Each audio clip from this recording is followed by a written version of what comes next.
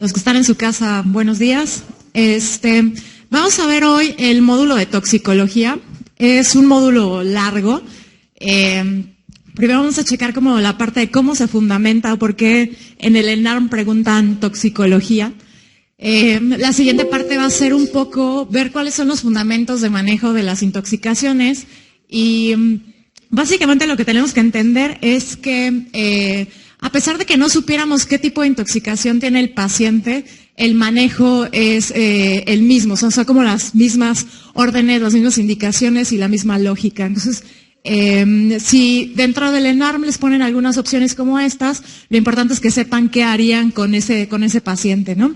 Y después vamos a ver como las intoxicaciones que preguntan más frecuentemente en el ENARM. Vamos a empezar con paracetamol, con salicilatos, vamos a ver un poco de plomo, hierro y digital. Y después vamos a ver los accidentes ofídicos, los animales de ponzoña y las mordeduras por araña. Seguramente son temas que nunca han visto, o sea que pueden ser que sean raros o atípicos para ustedes.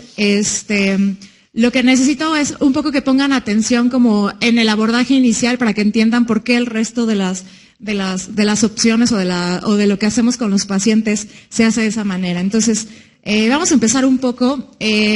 Paracelso, que era el padre de la toxicología, decía que todo era un tóxico dependiendo de la dosis. Entonces, si yo me tomo una tableta de paracetamol o una tableta de ibuprofeno, pues no me va a pasar nada, pero si me tomo 325 seguramente sí.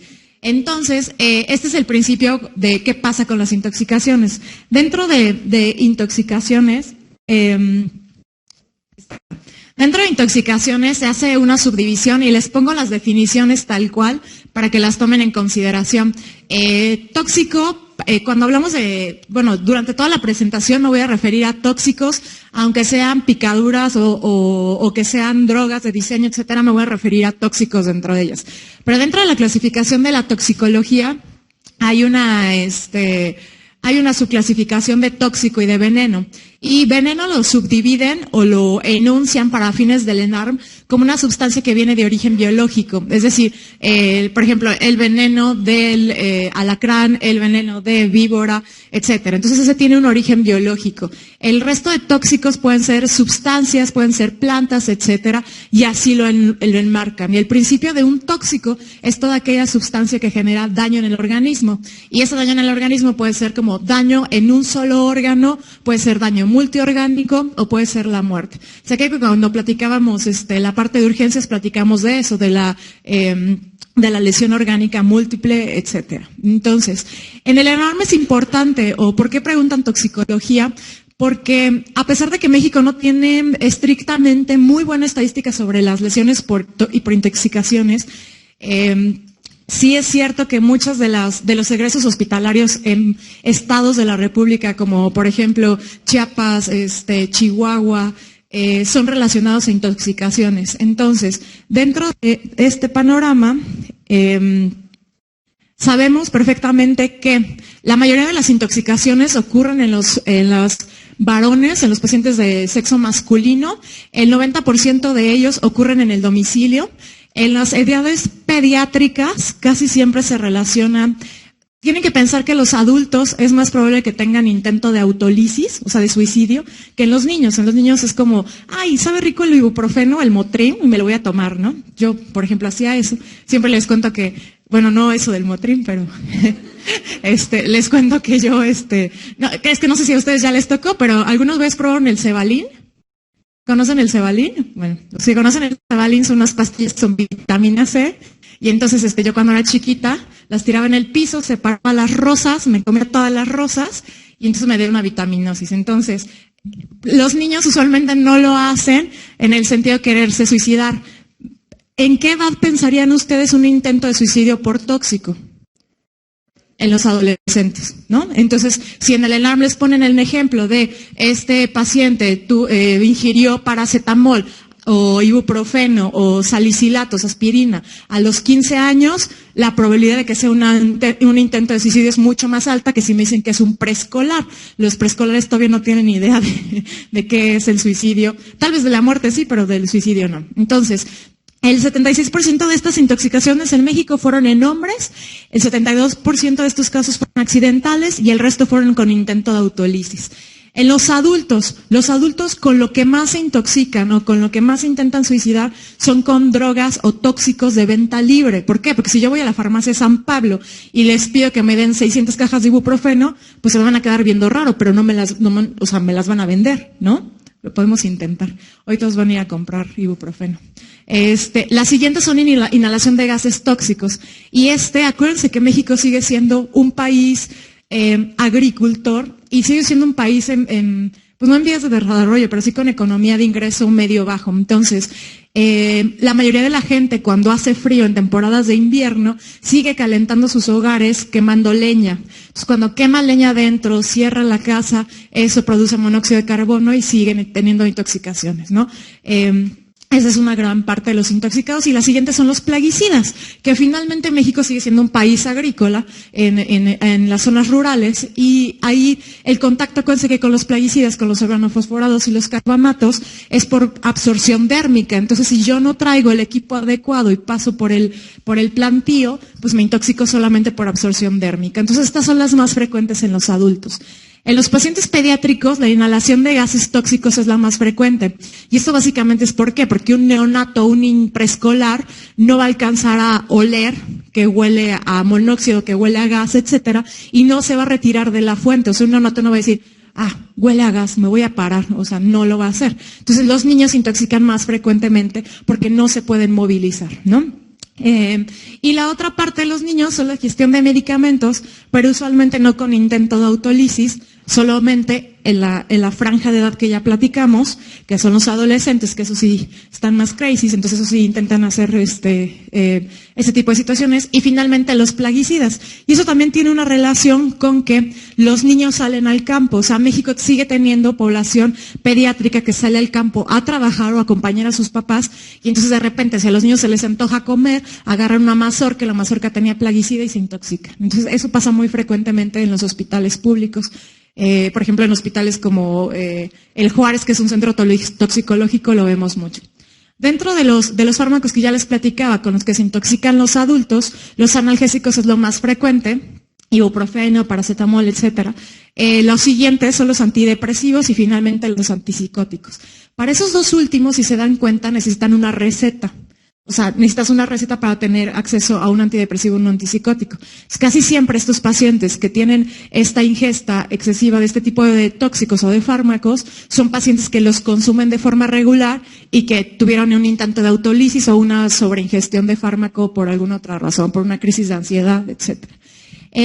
Sí, el cuadro que viene arriba es el porcentaje de defunciones. La línea roja son las mujeres y la línea negra son los hombres. Entonces, claramente se ve una diferencia entre el número de casos de defunciones asociadas a intoxicaciones. Estos no hacen una diferencia entre qué tipo de intoxicación.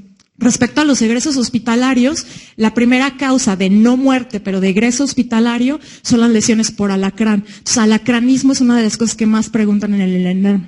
La siguiente es que la primera causa de muerte por intoxicaciones, la estadística nacional, son lesiones por serpiente. Entonces, eso lo vamos a ver muy bien al final de la presentación. Y siempre se los dejo al final porque como es algo que nunca han visto, se acuerdan muy bien de esto.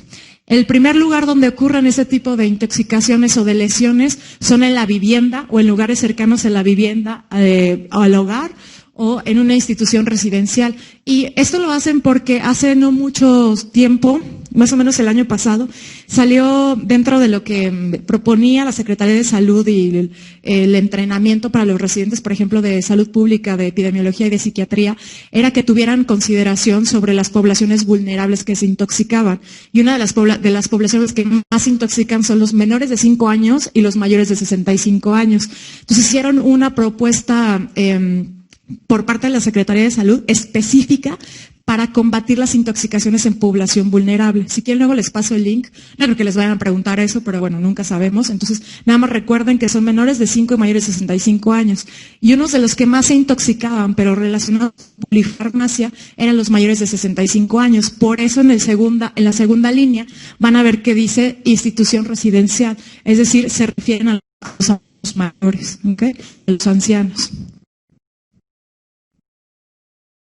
Ahora, ya que vimos un poquito el panorama, ¿por qué nos van a preguntar lo que nos van a preguntar en el ENARM? ¿Y qué nos podrían preguntar en el ENARM? Recuerden que alacranismo y lesiones por serpientes son como una de las cosas que más pregunta, por los egresos hospitalarios y por la mortalidad. Hay estudios inclusive que hablan de los años de vida productiva que se disminuyen relacionados con las intoxicaciones. Entonces, bueno, vamos a hablar un poquito del manejo inicial. Y respecto al manejo inicial, hay como 3 fases que tenemos que ver siempre en una urgencia por intoxicaciones. Y estas fases se dividen en 3 primordialmente. La fase de emergencia, la fase de apoyo vital avanzado y la parte de descontaminación.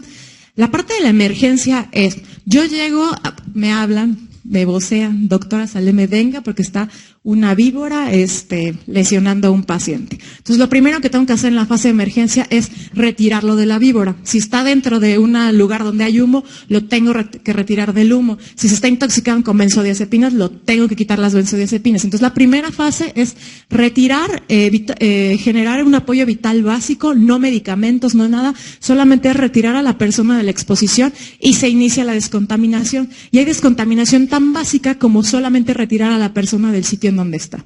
La segunda fase, que es el apoyo vital avanzado, como en la AJA que ya habíamos platicado, tiene que ver un poco con la administración de medicamentos y con la administración de soporte, ¿no? Y finalmente, la fase de descontaminación, que la fase de apoyo vital avanzado y la fase de descontaminación es la que hacemos en los servicios de urgencias. Y eso es generar o darle al paciente antídotos o antagonistas y medidas de eliminación. Hay tóxicos que tienen antagonistas y hay tóxicos que tienen antídotos. Entonces, ahorita vamos a ver cuáles son las diferencias.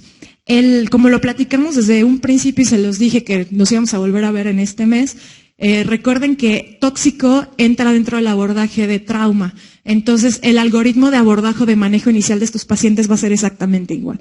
Es decir, si ustedes en el ENARM les ponen una pregunta que diga, tienen un paciente intoxicado por monóxido de carbono que no responde, sí tiene pulso, respira con dificultad y está vomitando, ¿qué es lo primero que hacen con el paciente? Vía aérea, ¿ok? Entonces, el algoritmo de empezar a abordar al paciente es exactamente igual que, por ejemplo, en el ATLS, ¿ok? Si en este caso el paciente les dijeran que no tiene pulso, ¿qué hacen?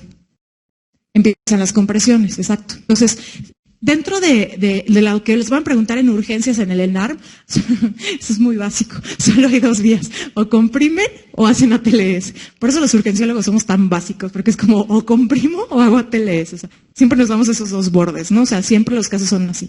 Entonces, si no tiene pulso, empiezo a reanimar y reanimo exactamente igual. En ese punto no voy a buscar la causa de la intoxicación hasta que haya hecho todo el abordaje, ¿ok? Hasta que lo haya sacado de paro, etcétera.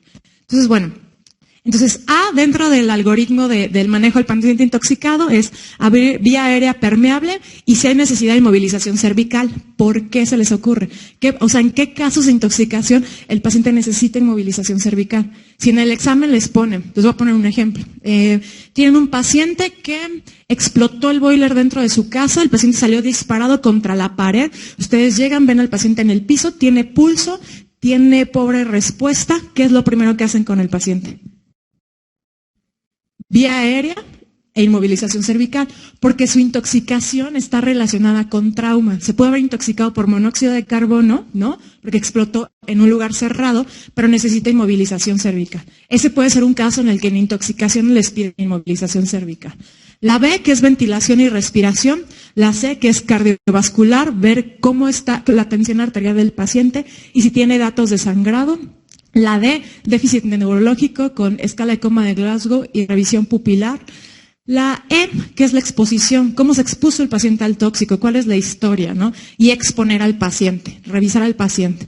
Ahorita vamos a checar, pero por ejemplo en intoxicaciones a los urgenciólogos nos es muy importante el olor, cómo están las pupilas, si está diaforético o no está diaforético, si tiene por ejemplo algún tipo de lesión que nos puede indicar que estuvo en una posición por mucho tiempo, etcétera, ¿no? La F es como find the toxic, o sea, busca el tóxico. Y la última es get a toxicologist, es decir, busca un toxicólogo que te ayude. Entonces, las últimas letras que se agregan en toxicología es busca el tóxico y busca un toxicólogo, ¿no? Que te asesore.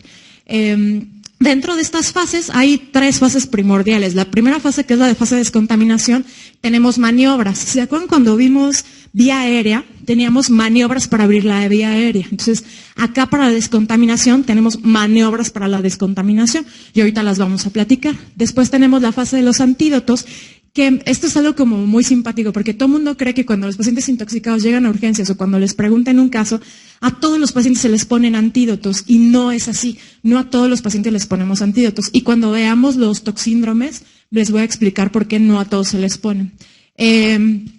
Eso tiene que ver un poco con los beneficios que esperamos y también un poco con los riesgos que tenemos, ¿ok? Y si existen o no existen contraindicaciones para esto. Y finalmente, hay métodos de eliminación. Y ahorita vamos a platicar por qué nos importan en específico los métodos de eliminación. Entonces, ¿qué tenemos que hacer con el paciente? Preguntar un poco la historia.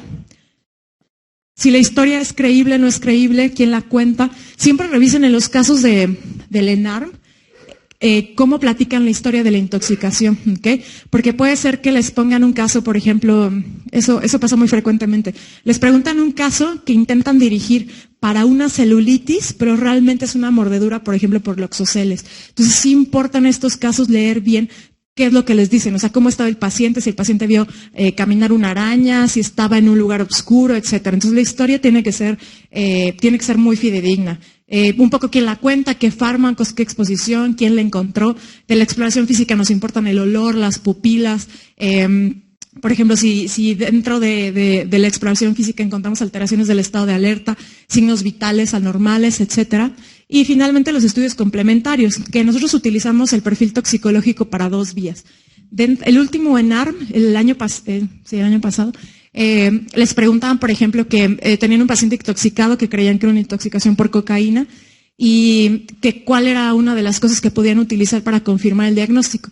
Y una de las cosas útiles que pueden utilizar para confirmar el diagnóstico es el perfil toxicológico.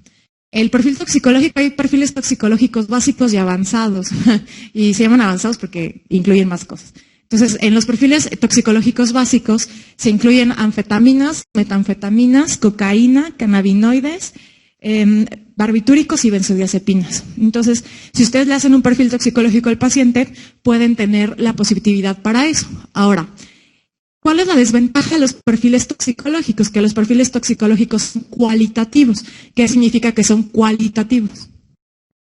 Que te salen si sí o si no. Y entonces, eso significa que puedo tener más falsos negativos. De repente, si ponen mucho líquido en la muestra, si le ponen una gota de cloro, si lo movilizan mucho, etcétera, pueden dar falsos negativos. Entonces, bueno, eso considérenlo. Los que sí son más objetivos son los cuantitativos, pero no para todos los tóxicos se pueden medir niveles en sangre, ¿ok? Entonces, bueno, la otra cosa con la que abordamos a estos pacientes es una búsqueda dirigida de droga. Si yo sé que el paciente tomó benzodiazepinas, puedo pedir niveles de benzodiazepinas en sangre. Las otras cosas con las que abordamos son biometría hemática, química sanguínea, un poco por ver la función renal, a veces examen general de orina, porque las intoxicaciones, por ejemplo, por alcoholes, esto puede presentarse, pueden tener cristales en la orina y nos pueden orientar al diagnóstico. Electrocardiograma en especial, porque hay muchas drogas, incluidas en específico los antidepresivos y los anticonvulsivantes que dan trastornos del ritmo. Por ejemplo, también las intoxicaciones por digital dan alteraciones en el electrocardiograma, etcétera, ¿no? Y finalmente la gasometría, que para los urgenciólogos siempre es como muy importante, porque dentro de las intoxicaciones, acuérdense que podemos tener intoxicaciones relacionadas con acidosis metabólica con anion gap elevado, y ahí hay una mnemotecnia para ese tipo de intoxicaciones, donde entra el salicilato, los alcoholes, los paraldehídos, el paracetamol, etcétera. Entonces, tenemos que tener en consideración también los usos que podemos dar a la gasometría. Ahora,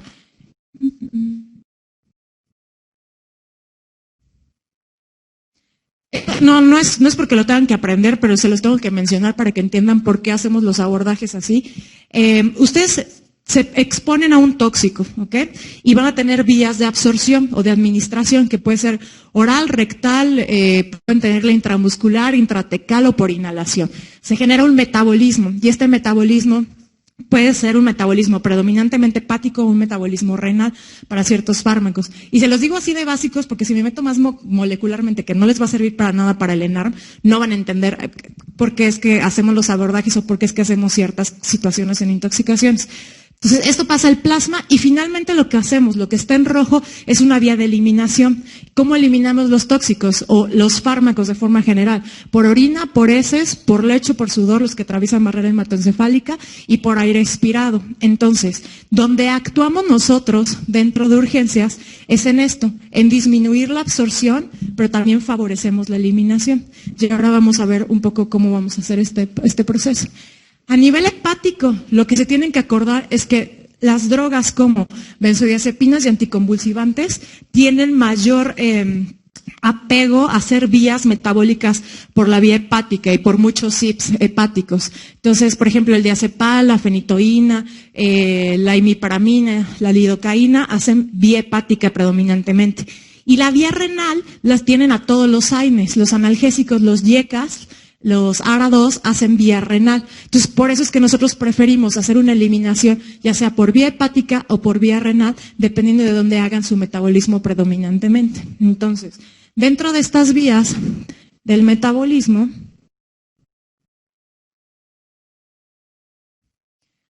para el metabolismo hepático hay dos vías, o sea, la vía 1, que es la fase 1, que es la fase en la que se hace oxidación, hidrólisis, y ahí se agregan los grupos sulfidrilo. ¿Y esto por qué es importante? Porque al final de cuentas, esta vía metabólica 1, así de fácil apréndenselo, y así es, la vía fase 1 genera circulación enterohepática.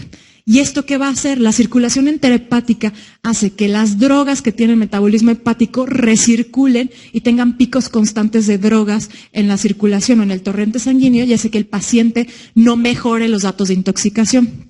Ahora, y genera metabolitos activos. Ahora, la otra vía, que es la fase 2, solo se añaden grupos que pueden ser hidrosolubles, los glucurónidos, y estos no generan metabolitos activos, ¿ok? ¿Por qué son importantes estos? Porque, por ejemplo, en las intoxicaciones por benzodiazepinas, hay tipos de benzodiazepinas que sí tienen metabolitos activos y benzodiazepinas que no tienen metabolitos activos. Entonces, si ustedes le hacen un perfil toxicológico a un paciente con intoxicación por benzodiazepinas y le sale negativo, no significa que no esté intoxicado, significa que es una benzodiazepina que no tiene metabolitos activos, que es lo que está midiendo el perfil toxicológico. ¿Ok? Por eso es importante eso. Entonces, la fase 1 genera metabolitos activos, la vía 2 no genera metabolitos activos.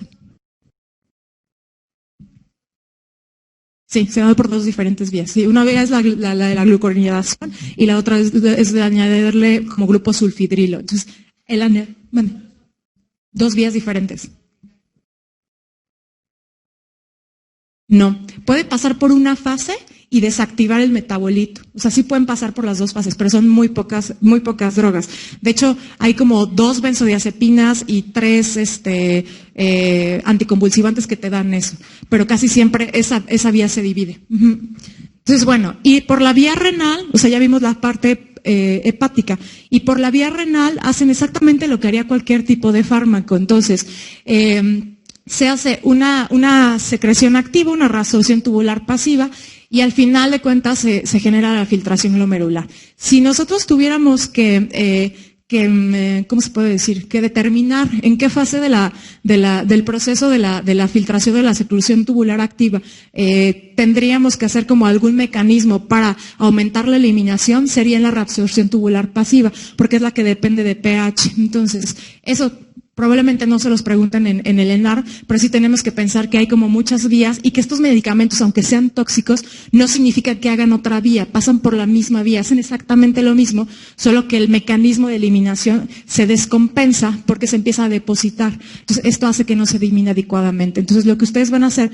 con las fases que vamos a ver ahorita va a ser eso, va a ser favorecer la eliminación. Entonces, habiendo visto rápidamente esto, vamos a hablar.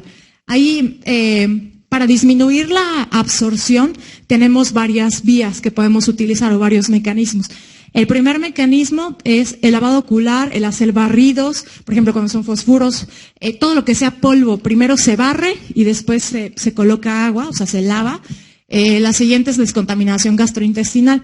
Y una de las cosas que más preguntan en el ENAR que ha quedado fuera de de las guías de manejo y del abordaje del paciente intoxicado es el uso del jarabe de ipecacuana. El jarabe de ipecacuana es un jarabe que produce émesis. El problema de este jarabe es que produce émesis incontrolable. Entonces el paciente usualmente termina haciendo desequilibrio hidroelectrolítico y deshidratándose, entonces ya no está recomendado dentro de las guías del manejo del paciente intoxicado.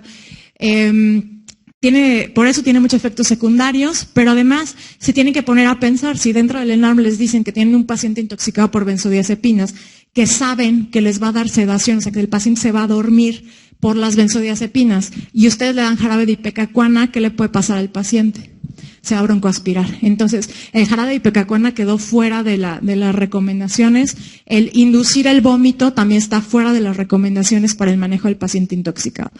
Lo que sí está recomendado y lo que les van a preguntar es el lavado gástrico, el carbón activado multidosis y la irrigación gastrointestinal total, que ahorita vamos a ver para qué funciona. Entonces, acuérdense nada más que el jarabe de ipecacuana ya no está recomendado.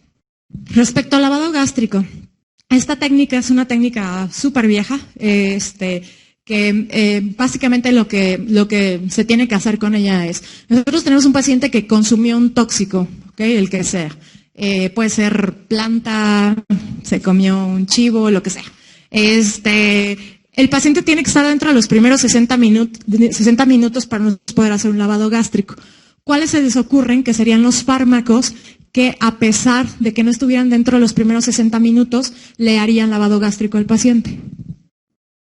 Los de acción retardada, ¿no? Los que tienen capa entérica y que tienen liberación prolongada, esos, a pesar de que no estén dentro de los primeros 60 minutos, pues la recomendación es que sí los laven, porque justo eso, van a tener liberación prolongada, entonces van a seguir generando intoxicación. Esos serían los únicos. La técnica es colocar una sonda al paciente, ¿no? Acuérdense que si el paciente tiene trauma de cráneo, es una indicación colocarla por qué vía. Nasal, no se puede colocar nasal, entonces la vamos a colocar orogástrica, no nasogástrica, orogástrica. Eso es muy importante porque el año antepasado les preguntaron eso como, tiene un paciente que se intoxicó y se cayó. O sea, lo primero que hizo fue, se enchochó y se cayó y se pegó en la cabeza. Y entonces, ¿cuál era la primera cosa que tenían que hacer? Está dentro de los primeros 60 minutos y entonces les ponían ahí una opción que era, ya abren la vía aérea, no sé qué, y la siguiente opción era, ¿qué hacen con el paciente? Y le decían que lo lavaban. Y entonces, ¿qué colocación de sonda optaban? Entonces, la mayoría se iba como de nasogástrica. No, si es trauma de cráneo no pueden poner nasogástrica, es orogástrica. Entonces, bueno, eso ya lo habíamos platicado en la clase de trauma. Por eso lo recuerda. Entonces se pone una sonda y por la sonda van a instilar solución. Y esta solución puede ser agua inyectable con una jeringa de 20 y van a literal instilar agua y van a retirar el agua. ¿Okay? Es decir, como lavaban a los pacientes cuando tenían sonda nasogástrica, así se hace el lavado gástrico. La única diferencia es que van a seguir lavando al paciente hasta que ustedes obtengan agua clara, ¿ok? Hasta que no vean restos de la droga o no vean restos de alimento, van a seguir lavando al paciente, van a seguir instilando solución, retirando solución, instilando solución, retirando solución. Y durante esta fase, cuando instilan solución, acuestan al paciente y hacen una técnica de rolling, de forma que las pastillas que están pegadas en alguna parte de la cámara gástrica se desprendan y ustedes las pueden jalar con la sonda. ¿Cuáles serían algunas contraindicaciones? Pues la primera es que la vía aérea es primero. Es decir, si tienen un paciente que está dormido, que tiene alteración del estado de alerta, primero se intuba y después se hace lavado gástrico. ¿Okay? Siempre la vía aérea es primero. La segunda es que si no tienen capacitación para colocar sonda nasogástrica, pues tienen más riesgo de perforación o de generar como un efecto secundario de la colocación de la sonda y se prefiere que no lo hagan. La tercera sería que el paciente tuviera deterioro neurológico, tuviera crisis convulsivas. Y hay muchos tóxicos que aumentan el riesgo de broncoaspiración por sus efectos químicos. Entre ellos están, por ejemplo, los hidrocarburos. Y hay tóxicos para los que no funciona lavar y se contraindica el lavado. Por ejemplo, con los carbones, con los ácidos, con los álcalis y con los detergentes y obviamente con los fosfuros. Entonces, esos no se lavan porque ya generaron una lesión al entrar al organismo y si ustedes hacen un efecto de sacarlo y además colocan agua, pueden hacer una lesión térmica. Entonces, esos tóxicos no se lavan, nunca se lavan. ¿Okay? Los productos corrosivos son los álquiles y los ácidos y si ustedes ven o tienen datos de perforación o de hemorragia tubo digestivo, tampoco pueden colocar la sonda ni tampoco pueden hacer un lavado gástrico. ¿Cuáles pueden ser las complicaciones asociadas? Que el paciente tenga hipoxia, que se broncoaspire, que les haga arritmia por la colocación de la sonda, en especial las bradicardias, laringoespasmo, o que tengamos, que no logramos colocar bien la sonda y que le hagamos un trauma en la vía aérea y que por eso presenta hemorragia. La última sería que tuviera desequilibrio hidroelectrolítico por la colocación del volumen. Entonces, esta es la única en la que se lava. El carbón activado no se lava, ¿ok? Aquí, pongo la sonda, instilo solución, saco solución hasta que el agua esté clara, ¿ok? Es como lo que se tiene que hacer, se acabó. Ahora, el carbón activado, y eso se los digo porque nosotros vemos frecuentemente en los servicios de urgencias que lavan el carbón activado. El carbón activado no se lava. Lo que se hace es la misma técnica. Hay 2 vías de administración. Si el paciente está despierto y es cooperador y sabemos que consumió un fármaco, por ejemplo, Motrin, que no le va a dar alteración del estado de alerta, podemos a los niños decirles, bueno, aquí está tu jugo de manzana con carbón activado y se lo toma. Y eso también lo podemos hacer con los pacientes adultos. Si el paciente no coopera, tiene alteración del estado de alerta, entonces tenemos que poner una sonda nasogástrica y lo que vamos a hacer es instilar el carbón activado por la sonda. ¿Cuál es la dosis de carbón activado? Es de 1 gramo por kilogramo, no 1 miligramo, 1 gramo. Es decir, si yo peso 70 kilogramos, son 70 gramos, ¿ok? Si peso 65 kilogramos, son 65 gramos. Eso les genera mucha confusión y eso también es un error continuo en el ENARM. Entonces, acuérdense, son gramos por kilogramo, ¿ok? No es que si a una intoxicación por, no sé, barbitúricos le doy 10 gramos y a una intoxicación por salicilato le doy 30, no. La dosis siempre es la misma, ¿ok?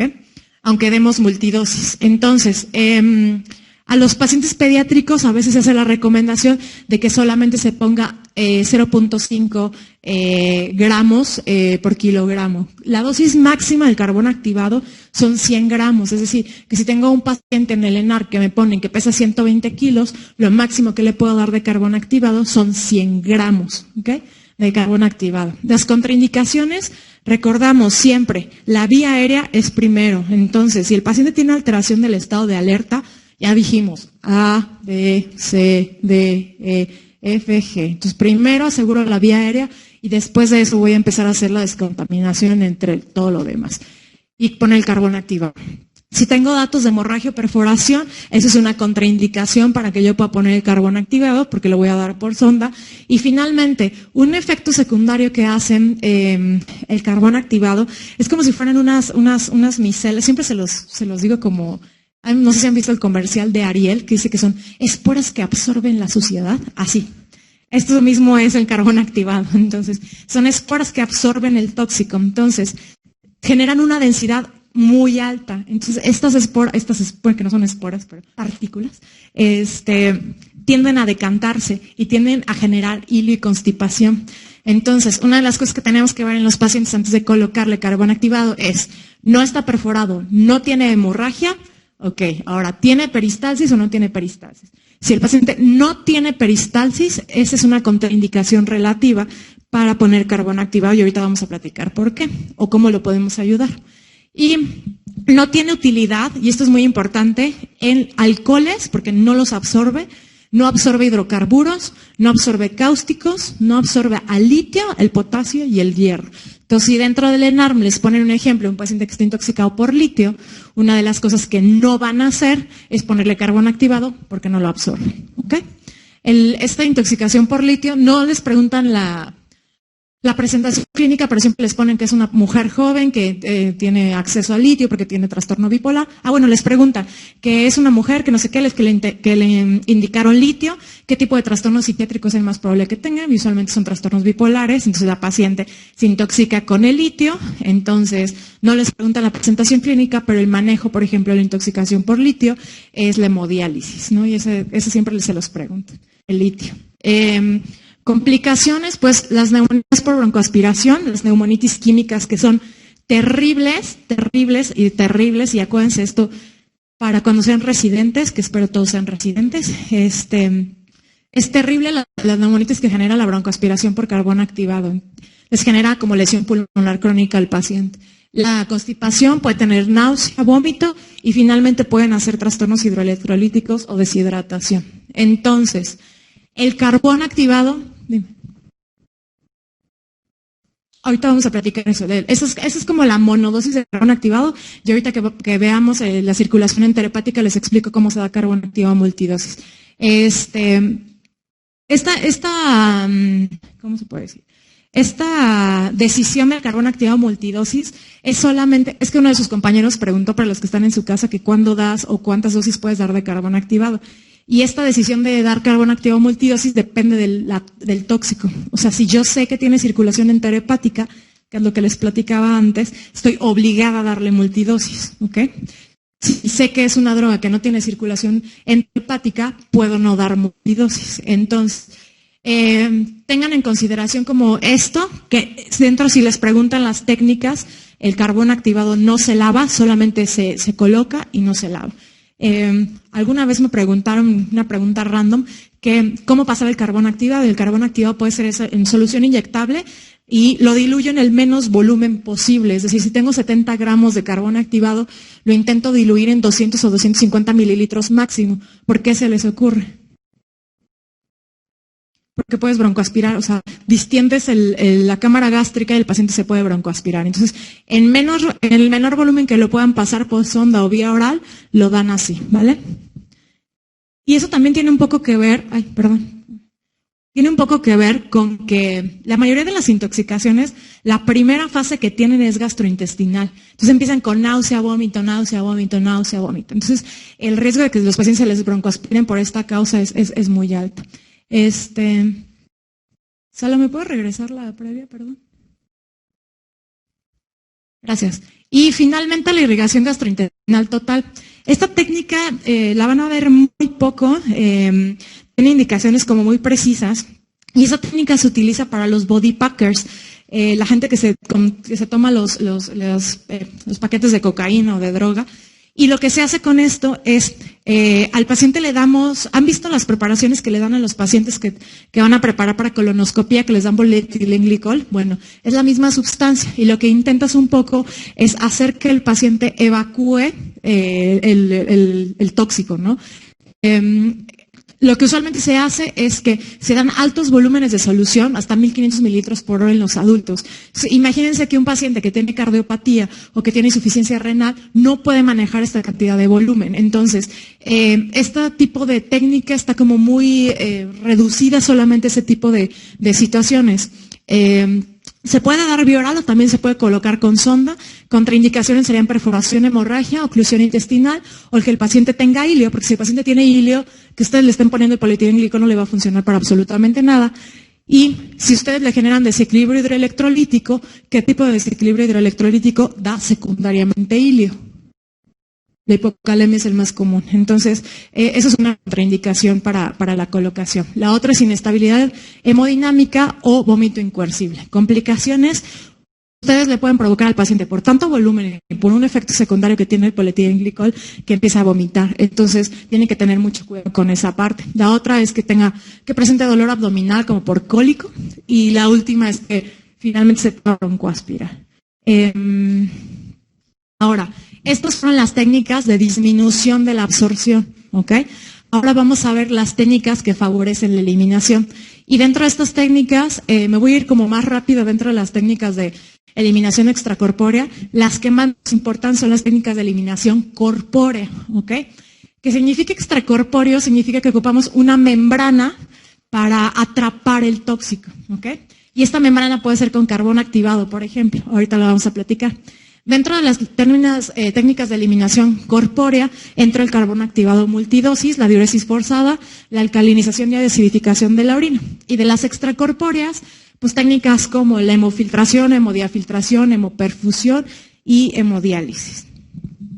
Ahora, La diuresis forzada fue la primera técnica que se utilizó para eliminación de tóxicos y lo que hacían era darle un chorro de volumen al paciente para que orinara un chorro y ellos creían que con eso iban a favorecer la eliminación. Y finalmente no lo lograron. Lo que se daban cuenta es que los pacientes empezaban con edema agudo pulmonar, con hipernatremia y con sobrecarga hídrica. Entonces se dejó de utilizar esta técnica y se empezaron a producir otras técnicas de eliminación.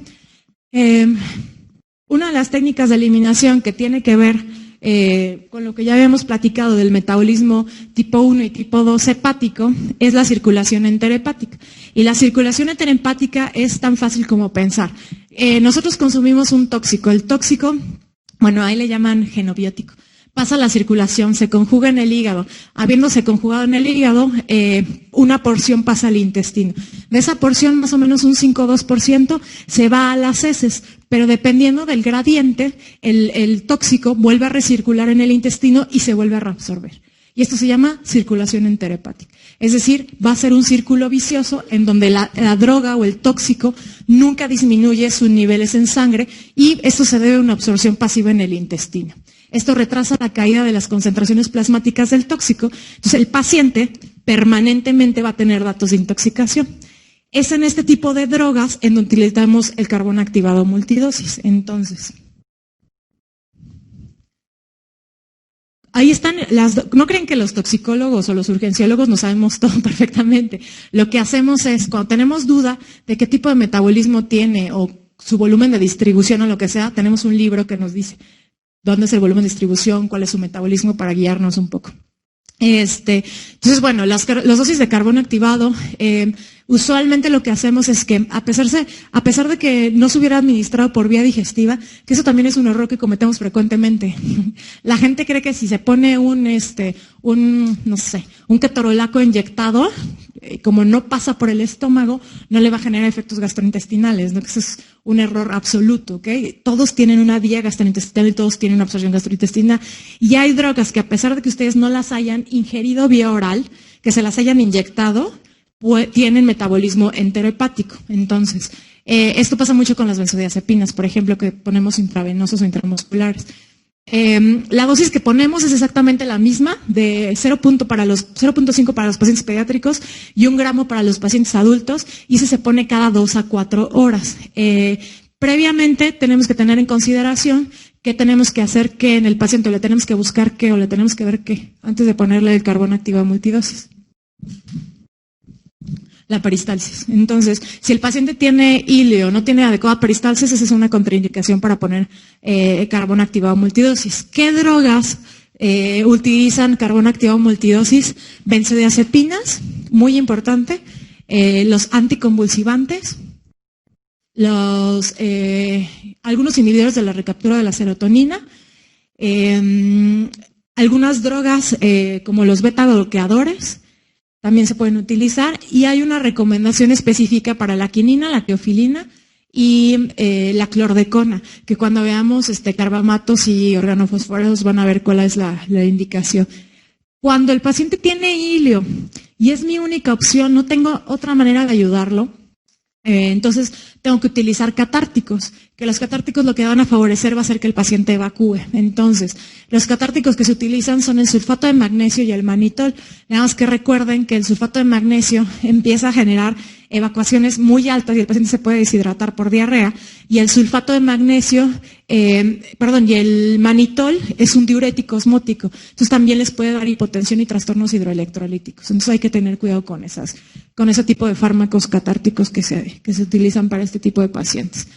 Respecto a la calinización de la orina, se ocupa, esta es pregunta de Leonard, les preguntan usualmente si tienen un paciente que consumió salicilatos, o sea, aspirina, cuál es la técnica de eliminación que utilizarían con ese paciente, y es la alcalinización de la orina. Lo que buscamos en estos pacientes es hacer infusiones, por ejemplo, de bicarbonato en solución glucosada, y lo único que tenemos que estar como al pendiente es estar midiendo el pH urinario y el pH sérico.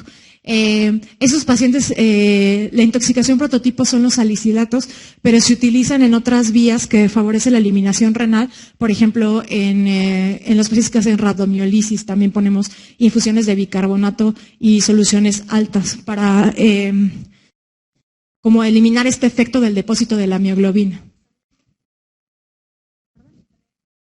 También en quimioterápicos podemos utilizar.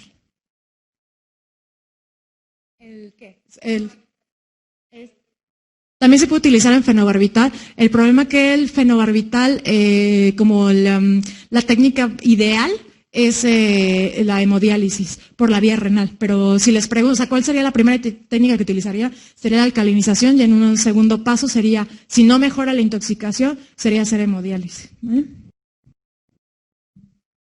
Y respecto a la hemodiálisis, ahí está. Por ejemplo, en los pacientes en los que ustedes ya intentaron como las medidas de soporte, ya hicieron alcalinización de la orina. ¿Qué pasó, pequeño? Ahorita lo vamos a ver. La intoxicación por salicilatos. Tienen que tener alta solubilidad en agua, tienen que tener un volumen bajo de equilibrio de distribución, tienen que tener unión baja a proteínas y bajo peso molecular. ¿Y cuáles serían las drogas prototipo que utilizaríamos? Sería, por ejemplo, en los alcoholes. ¿Se acuerdan que los alcoholes no podíamos lavarlos? No podíamos ponerles carbón activado porque usualmente no lo absorben. Entonces la técnica que se utiliza es la hemodiálisis, y se tienen como otras técnicas de utilización alcohol para que se reduzca la intoxicación en ese tipo de pacientes. Respecto a la hemoperfusión, la diferencia con hemodiálisis es que en la hemoperfusión hay una membrana que usualmente es de carbón activado que atrapa el tóxico. Y aquí también, para el tóxico que más importa es para el paraquat. Cuando los pacientes están intoxicados por plaguicidas y no mejora la intoxicación, su último como técnica de rescate es la hemoperfusión. Nada más, como recuerden la técnica, no es importante que se sepan como todo lo demás. Y la plasmaféresis, esta es importante para las intoxicaciones, por ejemplo, por hongos, por los grupos de amanita tipo 1, tipo 2, igual que el MARS, la membrana de absorción, es como de las técnicas más recomendadas y es como una técnica de rescate final. También se puede utilizar, por ejemplo, en las intoxicaciones por tiroxina y por digoxina, que vamos a ver más adelante. Y se hace bajo las recomendaciones de plasmaféresis de la Academia Americana de Plasmaféresis. La exsanguínea transfusión casi siempre se hace en los pacientes pediátricos, en los neonatos o en los pacientes preescolares, y esto se relaciona, por ejemplo, con pacientes que tienen methemoglobinemia, que es como en lo que usualmente se hace. También se puede hacer en intoxicaciones por acetaminofén, pero esta técnica no se utiliza en los pacientes adultos, casi siempre se utiliza la técnica de Mars, y ahorita la vamos a ver. Entonces, les puse ahí como la recomendación para las técnicas de extracorpóreas, y una de ellas es que tienen que tener medidas específicas en Daltons. La segunda que importa es el volumen de distribución, y la que más importa que se aprendan de todo esto es que el litio se elimina por hemodiálisis. O sea, la técnica preferida para la intoxicación por litio es la hemodiálisis, porque esas se las preguntan así todos los años, con el caso clínico que ya les platiqué. Les puse también ahí como el resto de drogas que les pueden preguntar comúnmente, como la metformina, los salicilatos, la teofilina y los alcoholes tóxicos y el ácido valproico. Del ácido valproico lo que les preguntan es qué tipo de efectos secundarios tiene el ácido valproico. ¿Cuáles son? Usualmente son hemáticos, pueden hacer trombocitopenias, pueden hacer anemias secundarias o pueden hacer falla hepática. Entonces nada más acuérdense de eso, ¿no? Y respecto al MARS, que es una membrana, que es un tratamiento de recirculación de absorbentes moleculares, esta es la técnica que ocupamos en los adultos cuando no ocupamos exsanguíneo transfusión, que es lo que hacemos en los pacientes pediátricos. Y esta se ocupa mucho para las intoxicaciones por hongos, por los grupos de amanita tipo 1 y tipo 2. Y eso lo que hace solamente se transfieren los metabolitos tóxicos por medio de una membrana que están unidos a proteínas. Casi siempre estos tienen alta unión a proteína, pero siguen siendo hidrosolubles, entonces se ocupa este tipo de técnica. También está recomendada, por ejemplo, para intoxicaciones por paracetamol.